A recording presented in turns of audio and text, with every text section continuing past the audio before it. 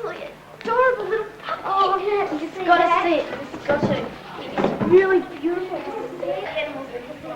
Okay, so now Jeff, I got past you. This will be just perfect for our assignment. Yeah, I love velvet paws. Oh, lovely. My auntie just finished reading that. I love that book. I love an animal like that. Yeah. When have we got to hand in our assignment? I think it's about the 1st of...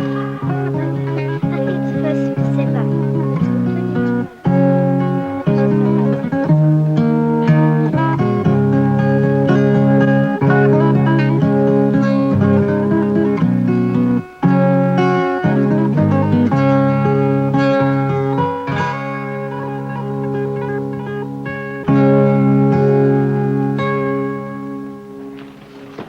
Please, Seymour.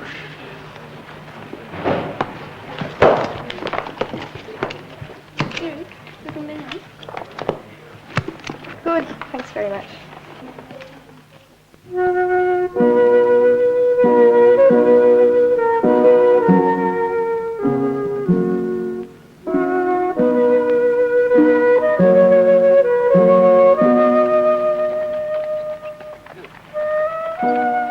Nathalia is a small country town. It's basically a farming community.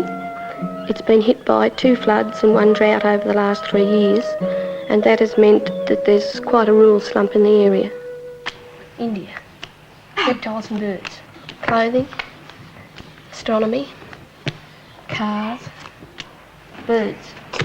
Is it birds? No, birds. All right, you go, Andrew.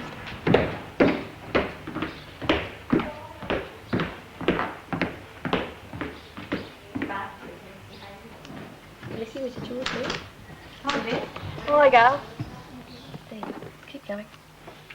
Well, the Joint Use Library is really an extension of the bookmobile service. The bookmobile came every fortnight at a specified time, and with the high steps on the bus and very crowded facilities, it was difficult for elderly people especially to borrow as they would wish.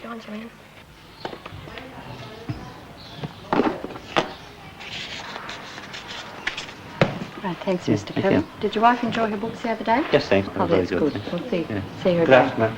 Cheerio.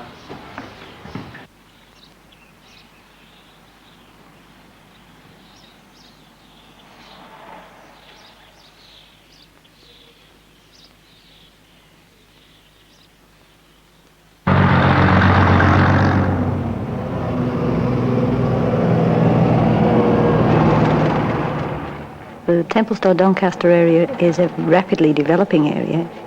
There seems to be a large number of rather affluent people who have bought their second home. Lots of young teenagers and late primary school children.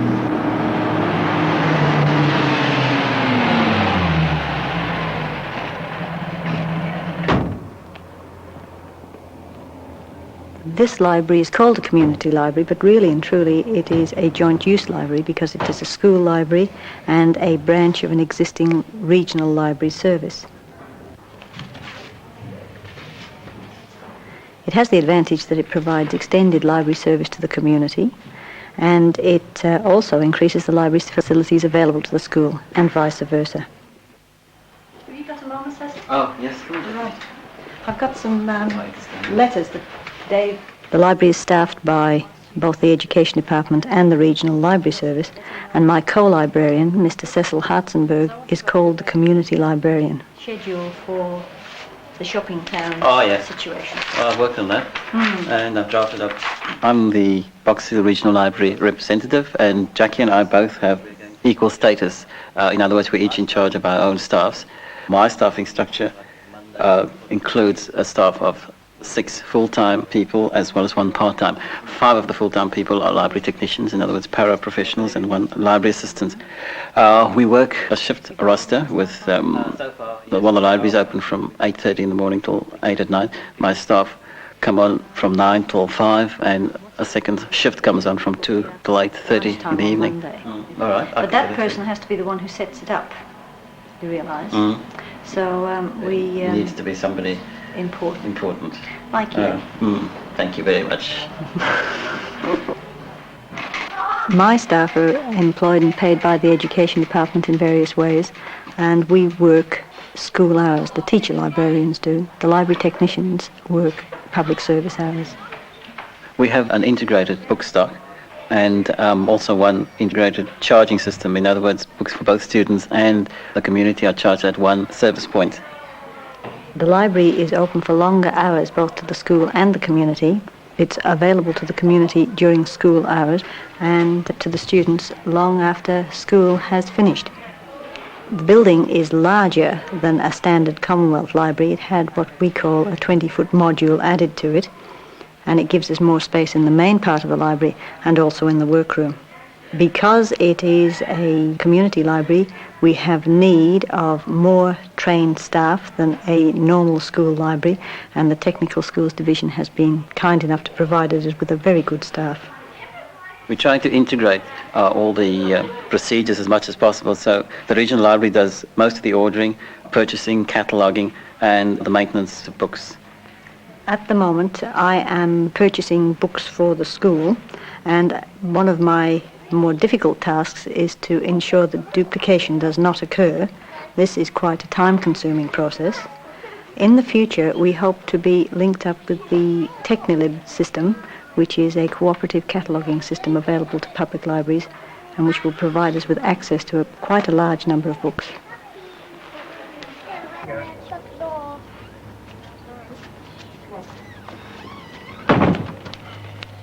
I have always been interested in libraries. I think my training as a teacher has meant that I've realised the importance of reading to the general public. A few years ago, the primary school was just getting its library completed. It was a very good building. It had a large area for reading, and it was suggested that the area also have a community library built into it for joint use of facilities. The proposal was put to the Golden Valley Library Service and given its approval, subject to a report by the Library Council of Victoria Public Libraries Division. This report was received 6 months later, and a joint meeting of all the groups concerned with the community library was held. We had representatives from the Education Department, the Bendigo Regional Education Office, the Library Council of Victoria, the Primary School, the Golden Valley Library Committee and the Nathalia Council. These groups all agreed that the library should go ahead and that the legal responsibility insurance should be covered by the Nathalia Shire. At that stage then, the bookmobile was replaced by the community library, and we had joint use of the primary school library by the public of Nathalia and district and the primary school children. And it's worked very well from that day on. Hello, how are you? Good. Good. Thanks, Lisa. Good day. Enough, Not a little warm, isn't it? Oh, just a little. Thanks, Robert. How are you? We have a problem in this town that we don't have a community centre. We have no place where people can meet except in the pubs. I don't think that's where a lot of people really want to meet anyway, and the community library has provided an alternative. We are open 2 nights a week and a Saturday morning, and this allows people to use the facilities of the primary school as well as just of the library itself, and it has provided a real alternative social meeting place for people. Do I have to fill out that one? No. There's that one. When you've finished, can you have a talk about the country education project and our surveys? Oh, yes, sure. I'll leave these here, John. We'll go over onto the table. Right? Have a seat there, eh? Thank you. Now look, the survey, we've had 145 come back so far. 145, isn't it? I think I've got a bit of a problem now. I'm going to be about 6 months getting it. We have a survey we've just completed to show the first 6 months of the library to see how it's developed. And what we've found basically is that the older people are now coming at least once a week to the library. The younger children are coming at least once a week also. And the people from around about 25 to 40, the working age group in most cases, are the ones who are only coming once a fortnight. We've been very pleased at the response by the public to our questions in our survey. And we've got some very worthwhile comments about how to develop the idea of community libraries and joint use of facilities in this area. And the specialised books of various sorts, yeah. I think the meeting we're having in a couple of weeks in Shepparton should solve that problem. Yes.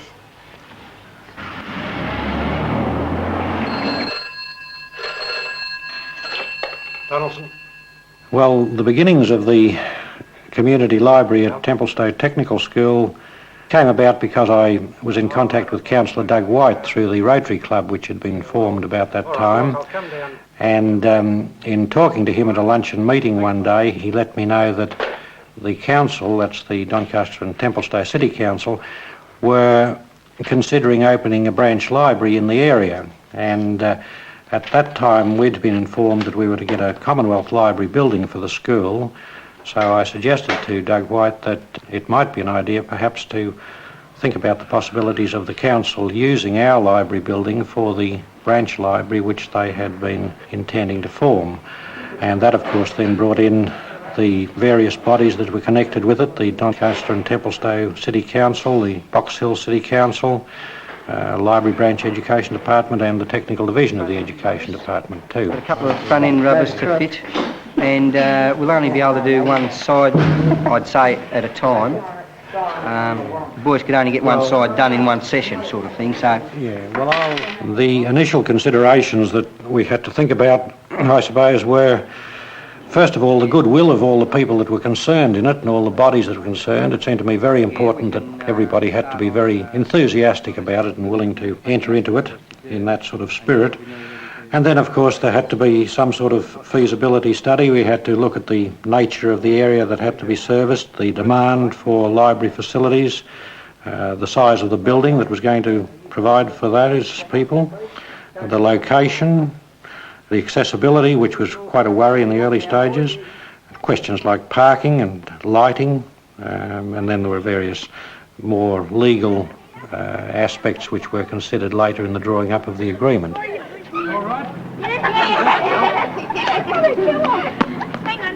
The agreement was concerned with things like finance, how much money the Doncaster and Templestowe City Council would put in towards the project and how much the Education Department would contribute. There were questions of the ownership of the building itself and furnishings and that sort of thing. The details of the administration, policy matters, the staffing, and of course finally there had to be some sort of comment in the agreement as to the procedures to be adopted if either body wished to terminate the agreement that had been set up. In setting up a joint use library, all these considerations have to be drawn together in an agreement which is signed by the parties who are concerned with it. And in our particular case, the two parties to the agreement were the Doncaster and Templestowe City Council and the School Council of Templestowe Technical School. I have our invitations. Oh, there's Cecil. Hello there. What do you think of the three, what do you call them? Crests. Logos, crests, that's right. Good impressive. Children who normally don't have books at home or normally don't see people reading at home see adults borrowing books and realise that reading isn't something for intellectuals only, but that most adults do read. Parents who were picking up children and would wait in their cars outside the school now find that they come a little earlier and go to the community library, borrow books, see what's going on in the school, and are becoming much more involved with their own child's education. It's providing a facility which doesn't exist in Nathalia, in that it's becoming somewhat of a drop-in centre for people to meet and discuss things other than just borrowing books. Reference books, columns that you can check those out. Richard Lee's if you're able to get there. We try to keep the atmosphere in the library as informal and relaxed as possible. Gail and I have a good working relationship, and because of this, any problems that arise are very easily overcome. At the moment, we have 2 checkout systems. My children do most of their checking out by themselves. It's something I've trained them to do because I feel it makes the children feel more responsible and it makes them feel that the library is theirs. I do all the purchasing for the Nathalia Primary School books. I'm also responsible for all the cataloguing, repairs, and generally run it under the control of the area supervisor of libraries. Oh, yeah. I actually read his book. It's fantastic. Hello. Good, thanks, Marcy. How are you today? Not bad. One of the advantages of having the library the way it is that other schools can come and use the library. The convent draws children from a radius of 40 miles. They are brought over by their teachers once a week to change their books, and any teachers are quite free to use the library at any time if they want to bring the children over for reading or for browsing. I suppose we could move the silkworms and tadpoles. Well, they're not going to be up there for that long anyway. But it's still only a temporary thing because it's an ideal place for that sort of display, silkworms and tadpoles and anything else like that, because people see it as they walk in. And also less damage, less chance of them being tipped on the floor. That's right. Like that. So because we can supervise it right from there. Well, I suppose they better stay here then. Now, the other problem that I'm concerned about is supervision in the corral. There's a very real potential problem in the fact that the regional library service personnel and the education department personnel have differing awards and differing hours. And this needs a lot of tact and diplomacy on our part. We both feel that there is an overriding need for cooperation between the different staffs, and we do our very best to facilitate social contact as much as we possibly can. And then we could have shelving the whole way up, and we've got all this extra space here. We'll need all these, we need to have a lot of equipment over here, all the video equipment, and of course when we have the coaxial cable going to the other classrooms, we'll probably have even more equipment along here. One of the main disadvantages about this particular community library is the fact that it is situated within a school complex.